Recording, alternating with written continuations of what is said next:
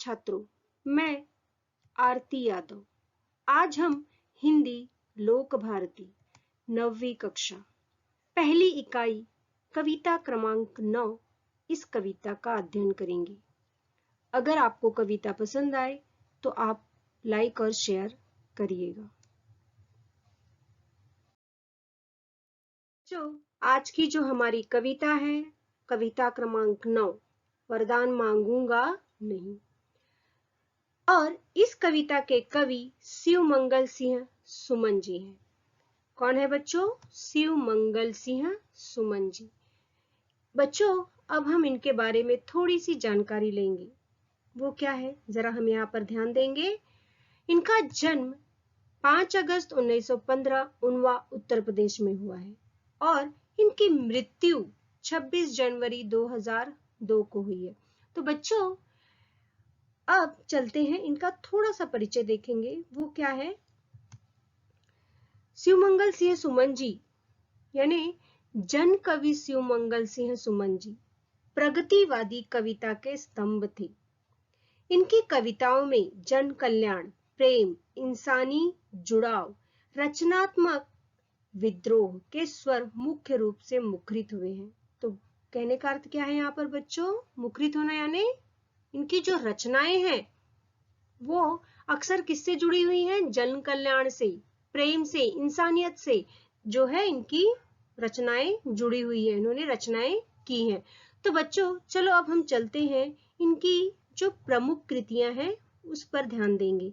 इनकी प्रमुख कृतियां कुछ इस तरह हैं: हिल्लोल, जीवन के गान, युग का मेल, मिट्टी की बारात, विश्वास बढ़ता ही गया, वाणी की व्यथा आदि जो है काव्य संग्रह। बच्चों, ये कविताओं का संग्रह है।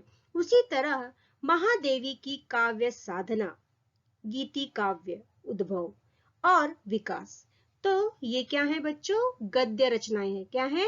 गद्य रचनाएं। चलो अब हम चलते हैं, अपनी कविता की तरफ बढ़ेंगे। तो बच्चों, अब हम चलते हैं पद्य संबंधी यानी हमारी जो कविता है उसके बारे में थोड़ी सी जानकारी लेंगे। तो पद्य संबंधी क्या है बच्चों? पद्य संबंधी जो आज की हमारी कविता है वो क्या है बच्चों? एक गीत है। क्या है बच्चों? गीत। और गीत क्या होता है? गीत स्वर, पद, ताल से युक्त गान ही गीत होता है। क्या है बच्चों? स्वर, पद और ताल से उसका मिलाप यानी मिला हुआ यही गीत होता है। इसमें बच्चों एक मुखड़ा तथा कुछ अंतरे होते हैं। क्या होता है बच्चों? मुखड़े और अंतरे।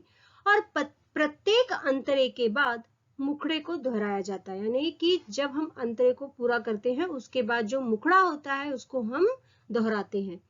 और गीत गेय होता है। गीत क्या होता है बच्चों? गेय होता है। गेय यानी गाने के जैसा होता है। और जो आज का गीत है, प्रस्तुत गीत जो आज है, आज हम जो पढ़ने जा रहे हैं, वो गीत किस तरह है? प्रस्तुत गीत में कवि ने स्वाभिमान से जीने, सुख दुख में संभाव रखने और एवं कर्तव्य पथ पर डटे रहने के लिए प्रेरित किया है। क्या किया है बच्चों? इन्होंने इस कविता के माध्यम से स्वाभिमान के साथ जीना, और क्या सुख और क्या दुख सब एक समान है, लेकिन सुख दुख से बिना घबराए अपने कर्तव्य पथ पर डटे रहने के लिए इन्होंने इस कविता के माध्यम से प्रेरित किया है। चलो अब हम आगे चलते हैं, हम अपनी कविता की तरफ चलते हैं। हमारी कविता की पहली पंक्ति कुछ इस तरह है: यह हार एक विराम है, यह हार एक विराम है, जीवन महासंग्राम है। यह हार एक विराम है, जीवन महासंग्राम है। तिल तिल मिटूंगा पर दया की भीख मैं लूंगा नहीं। तिल तिल मिटूंगा पर दया की भीख मैं लूंगा नहीं। वरदान मांगूंगा नहीं, वरदान मांगूंगा नहीं।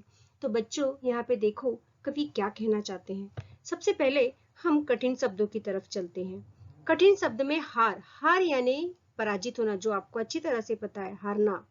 उसी तरह महासंग्राम यानी बड़ा युद्ध, महासंग्राम यानी बड़ा युद्ध, युद्ध। विराम, विराम यानी आराम करना। बच्चों यहाँ पर एक मुहावरा आया है, वो क्या है बच्चों? तिल तिल मिटूंगा। तिल तिल मिटूंगा यानी धीरे धीरे समाप्त होना, तिल यानी धीरे, थोड़ा थोड़ा, मिटना यानी समाप्त होना, भीख लूंगा नहीं, भीख यानी याचना करना, भीख लेना। तो बच्चों यहाँ पर कवि हमें क्या कहना चाहते हैं? कवि हमें कहना चाहते हैं, क्या कहना चाहते हैं? तिल तिल मिटना, तिल यानी यहाँ पर जो तिल शब्द आया हुआ है बच्चों, तिल दो तरह की होती है, एक सफेद तिल होती है और एक काली तिल होती है। हम तिल के लड्डू खाते हैं ना, वही। तो यहाँ पर दो प्रकार का तिल होता है और तिल का मतलब होता है धीरे धीरे समाप्त होना, धीरे धीरे खत्म होना। तो चलो अब हम चलते हैं, इसका पूरा जो अर्थ है वो ध्यान देंगे। कवि हमसे कहना चाहते हैं कि यह जीवन जो है क्या है, एक महायुद्ध है। क्या है बच्चों? एक महायुद्ध है और इस युद्ध में चाहे हार हो चाहे जीत हो, हार भी हो सकती है और जीत भी हो सकती है। यदि जीवन संघर्ष में हार का सामना करना पड़े तो भी मनुष्य को घबराना नहीं चाहिए। इस जीवन के युद्ध में, जीवन युद्ध में अगर हमें कभी हार मिलती है, अगर हमारी कभी पराजय होती है तो हमें घबराना नहीं चाहिए, हमें डरना नहीं चाहिए। यह एक विराम की तरह होती है। कैसी होती है? जैसे हम आराम करते हैं उस प्रकार यह एक विराम की तरह होती है। हार से घबराकर मनुष्य को दया की भीख नहीं मांगनी चाहिए।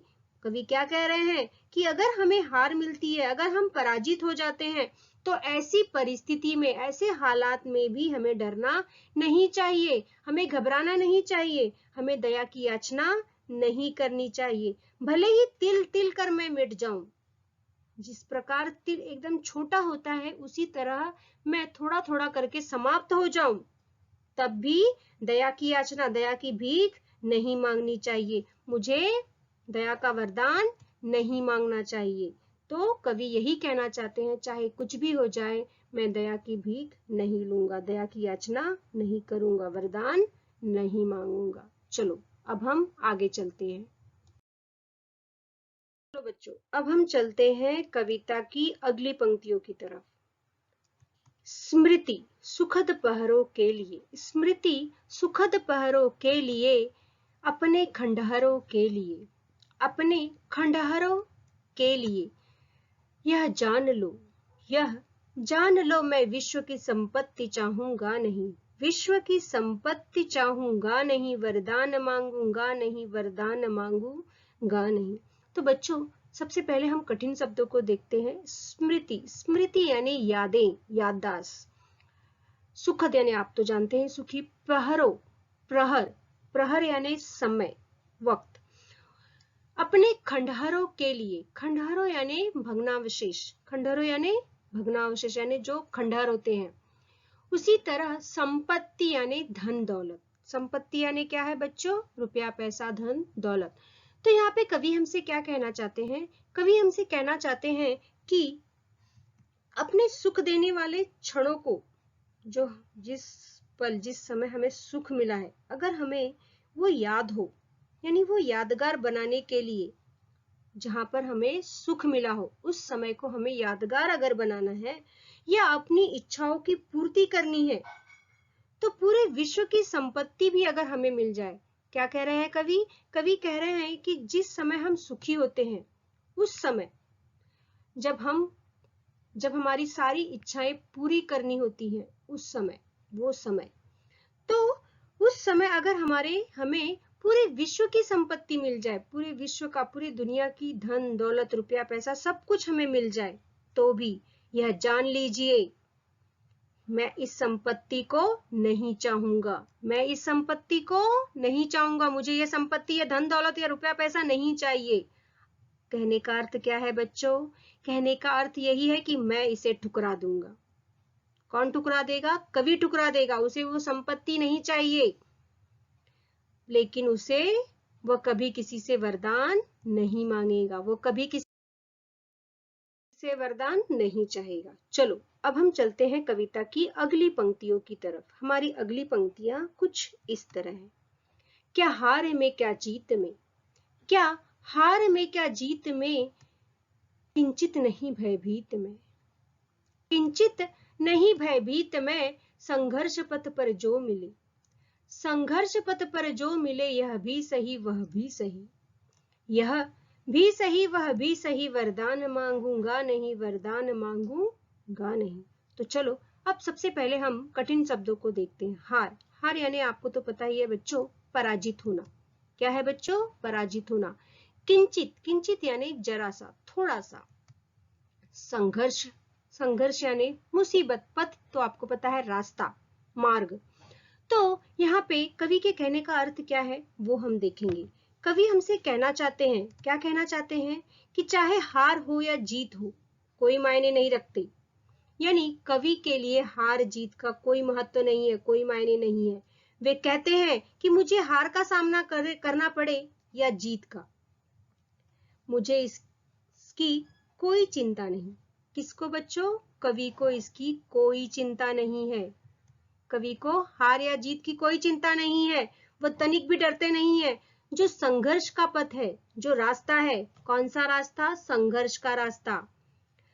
वो संघर्ष करते हुए यानी मुसीबतों से लड़ते हुए, चाहे उस संघर्ष में, उस मुसीबत से लड़ते हुए उनको चाहे हार मिले या जीत मिले, वो हर एक चीज को सहर्ष स्वीकार कर लेंगे। वो उनको मंजूर है। क्यों मंजूर है? वो उनको मंजूर है, फिर भी वो किसी से दया की याचना नहीं करेंगे। फिर भी वो किसी से क्या नहीं करेंगे? दया की याचना, दया की भीख नहीं मांगेंगे। पर मैं किसी से कृपा की आकांक्षा नहीं करता हूं और मैं किसी से कभी वरदान नहीं मांगूंगा। ठीक है ना बच्चों? तो कवि क्या कहना चाहते हैं? मैं कभी किसी से वरदान नहीं मांगूंगा। यही कवि यहाँ पर हमें कहना चाहते हैं। चलो अब हम चलते हैं कविता की अगली पंक्तियों की तरफ। लघुता न अब मेरी छुओ, लघुता न अब मेरी छुओ, तुम ही महान बने रहो, तुम ही महान बने रहो। अपने हृदय की वेदना में व्यर्थ त्यागूंगा नहीं, अपने हृदय की वेदना में व्यर्थ त्यागूंगा नहीं, वरदान मांगूंगा नहीं, वरदान मांगूंगा नहीं। कहने का अर्थ क्या है यहाँ पर बच्चों? सबसे पहले हम इसका कठिन शब्द देखेंगे। इसका कठिन शब्द कुछ इस तरह है। लघुता, लघुता यानी छोटापन, छोटा, बुटका, छोटी चीज। तुम ही महान बने रहो, तुम महान बने रहो। अपने हृदय की वेदना में, वेदना यानी पीड़ा, व्यथा। व्यर्थ त्यागूंगा नहीं, व्यर्थ यानी कि बेकार में नहीं त्यागूंगा, त्यागूंगा यानी छोड़ना। ठीक है? वरदान मांगूंगा नहीं। तो यहाँ पे कवि हमसे क्या कहना चाहते हैं? कवि कहना चाहते हैं कि मैं छोटा हूं। क्या हूं? मैं छोटा हूं, तो भी किसी भी इसकी मुझे कोई चिंता नहीं। अगर मैं छोटा हूं तो भी मुझे कोई चिंता नहीं है। हाँ, मेरी लघुता का उपहास मत उड़ाना, यानी मेरे छोटेपन का उपहास मत उड़ाना। तुम अपने आप को महान समझते रहो। क्या समझते रहो? अपने आप को महान समझते रहो। मुझे पीड़ा हो रही है तो होने दो। अगर मैं छोटा हूं, अगर मुझे दर्द हो रहा है, मुझे पीड़ा हो रही है तो होने दो। मैं अपनी पीड़ा के बदले किसी से कुछ पाने की इच्छा नहीं रखता। कौन कह रहा है? कवि कह रहा है। क्या कह रहा है? कि मुझे अगर तकलीफ हो रहा है, मुझे अपने छोटेपन को लेकर अगर तकलीफ हो रहा है, मैं छोटा हूं, लघु हूं, तो भी मुझे कोई चिंता नहीं है। और उससे अगर मुझे कोई तकलीफ हो रही है तो भी मुझे कोई चिंता नहीं है। ठीक है? मुझे कोई चिंता नहीं है, वो मुझे स्वीकार है, अर्थात वो मुझे मंजूर है। मुझे कोई दर्द नहीं हो रहा है, मुझे कोई तकलीफ नहीं हो रहा है, मुझे कोई चिंता नहीं है, मुझे वो स्वीकार है। यह अर्थात मुझे यह पीड़ा सहन करना मंजूर है। क्या है बच्चों? यह पीड़ा सहन करना मंजूर है, पर ये मुझे मंजूर नहीं कि मैं किसी से क्या मांगू? वरदान मांगू। मैं किसी से वरदान मांगू, ये मुझे मंजूर नहीं। ठीक है? तो मैं किसी से वरदान नहीं मांगूंगा, मैं किसी से वरदान नहीं मांगना चाहता, मैं किसी से वरदान नहीं मांग सकता। ठीक है? इस प्रकार कवि हमें कहना चाहते हैं। चलो अब हम कविता की अगली पंक्तियों की तरफ चलते हैं। हमारी अगली पंक्तियां इस तरह है। चाहे हृदय को ताप दो, चाहे हृदय को ताप दो, चाहे मुझे अभिशाप दो। चाहे हृदय को ताप दो, चाहे मुझे अभिशाप दो, कुछ भी करो कर्तव्य पथ से, कुछ भी करो कर्तव्य पथ से, किंतु भागूंगा नहीं, वरदान मांगूंगा नहीं, वरदान मांगूंगा नहीं। कहने का अर्थ क्या है बच्चों? यहाँ पर सबसे पहले कठिन शब्द तो ताप, ताप यानी गर्मी, हृदय को ताप दो, चाहे हमारे हृदय को गर्मी दो, चाहे मुझे अभिशाप दो, अभिशाप यानी श्राप देना, कभी कुछ भी करो कर्तव्य पथ, कर्तव्य यानी काम करना, पथ यानी रास्ता, भागूंगा नहीं, वरदान मांगूंगा नहीं। तो यहाँ पे इन पंक्तियों के द्वारा कवि हमसे क्या कहना चाहते? कवि कहना चाहते हैं कि चाहे कुछ भी हो, हृदय को ताप दो, यानी हमारे हृदय की जो धड़कन है, चाहे उसको कितनी भी गर्मी दे दो, क्या दे दो? गर्मी दे दो, हृदय को ताप दो, चाहे कितनी भी गर्मी दो, चाहे मुझे कितना भी पीड़ा पहुंचाओ, क्या पहुंचाओ? मुझे कितनी भी पीड़ा पहुंचाओ, चाहे कितनी भी गर्मी दो, दुख दो, तकलीफ दो, कितना ही कुछ भी करो, मुझे तकलीफ दो, मेरा दिल दुखाओ, मुझ पर दोषारोपण करो, मेरी बुराई करो, मेरे खिलाफ कुछ भी कर लो, यानी चाहे आप मुझे कितनी भी तकलीफ पहुंचाओ, मुझे कितनी भी पीड़ा पहुंचाओ, मेरा दिल दुखाओ, मुझ पर दोषारोपण करो, क्या करो? मुझ पर दोषारोपण करो, यानी दोष दो मुझे, मेरी गलतियां निकालो, मेरी बुराई करो, मेरे खिलाफ कुछ भी करो, पर मैं अपने निश्चय पर डटा रहूंगा, पर मैं अपने निश्चय पर डटा रहूंगा, अपने कर्तव्य पथ से नहीं हटूंगा, मैं अपना कर्तव्य का पथ नहीं छोड़ूंगा, मैं कभी किसी से वरदान नहीं मांग सकता, मैं कभी किसी से वरदान नहीं मांगूंगा, मैं डरूंगा नहीं, मैं किसी से वरदान मांगूंगा ही नहीं, यानी चाहे कैसी भी परिस्थिति हो, कुछ भी हो जाए, मैं किसी से डरने वाला नहीं हूं, मैं हारने वाला नहीं हूं, चाहे तुम मेरा कितना भी दिल दुखाओ, चाहे मेरी कितनी भी बुराई कर लो, चाहे मेरे खिलाफ खड़े हो जाओ, लेकिन मैं हार मानने वाला नहीं हूं। अब हम कविता से मिलने वाली सीख की तरफ चलते हैं। इस कविता के द्वारा हमें यही सीख मिलती है कि जीवन में कभी हार न माने तथा संघर्ष करते रहने के लिए प्रेरित करता है। वह जो भी करना हो अपने बल पर करने और किसी की दया पर आश्रित न रहने की सीख देते हैं। इस कविता का प्रमुख भाव स्वाभिमान से जीने, सुख दुख को समान समझने तथा अपने काम के प्रति अडिग रहने के लिए प्रेरित करते हैं। हमें इस कविता से यही संदेश मिलता है कि हम स्वाभिमान के साथ जिएं और अपने काम के प्रति अडिग रहें। ठीक है, चलो अब हम चलते हैं आगे अपने स्वाध्याय की तरफ। अब हम चलते हैं अपने स्वाध्याय पर। स्वाध्याय में जो पहला प्रश्न है वो इस तरह है। पहला प्रश्न, आकृति पूर्ण कीजिए। अब आकृति पूर्ण कीजिए में नंबर 1, कवि इन परिस्थितियों में वरदान नहीं मांगना चाहते। कौन कौन सी परिस्थितियां हैं जो मैंने आपको आगे बताई हैं कि कौन सी ऐसी परिस्थितियां हैं जिस परिस्थितियों में कवि जो है वरदान नहीं मांगना चाहते। तो बच्चों इसका उत्तर हम इस तरह लिखेंगे। नंबर 1, हृदय को ताप मिलने पर। हृदय को ताप मिलने पर कवि वरदान नहीं मांगना चाहते। उसी तरह नंबर 2, संकटों का सामना करते समय, यानी संकट के समय अगर वो संकट का सामना कर रहे हैं उस समय भी वो वरदान नहीं मांगना चाहते। उसी तरह नंबर 3, अभिशाप मिलने पर। कब बच्चों? जब अभिशाप मिले उस समय भी वो वरदान नहीं मांगना चाहते। उसी प्रकार नंबर 4, लघुता में। तो बच्चों ये 4 परिस्थितियां ऐसी है जिस समय कवि जो है वरदान नहीं मांगना चाहते। अब हम चलते हैं आगे। बच्चों प्रश्न क्रमांक 2, आकृति पूर्ण कीजिए। प्रश्न क्रमांक 2 में आकृति पूर्ण कीजिए क्या है बच्चों, जरा हम ध्यान देंगे। नंबर 1, सुखद स्मृति इनके लिए। किसके लिए है सुखद स्मृति? नंबर 1, प्रहरों के लिए। किसके लिए? प्रहरों के लिए। उसी तरह नंबर 2 क्या है, खंडहरों के लिए, खंडहरों के लिए ये 2 उत्तर आप लिख सकते हो। अब चलते हैं प्रश्न क्रमांक 2 का दूसरा। दूसरा क्या है बच्चों, कवि भयभीत नहीं है। कौन सी परिस्थितियों में कवि भयभीत नहीं है, तो उत्तर क्या आएगा बच्चों, हार में। हार में कवि भयभीत नहीं होते। उसी तरह जीत में, यानी हार और जीत में कवि भयभीत नहीं होते। तो चलो बच्चों अब हम आगे चलते हैं। हम चलते हैं प्रश्न क्रमांक 3 पर। निम्नलिखित पद्यांश का भावार्थ लिखिए। बच्चों मैंने यहाँ पर पंक्तियां आपको दी हुई हैं। इन पंक्तियों को आपको पढ़ना है और पढ़कर उसका भावार्थ आपको लिखना है। मैंने भावार्थ आपको बताया है कविता के अर्थ में।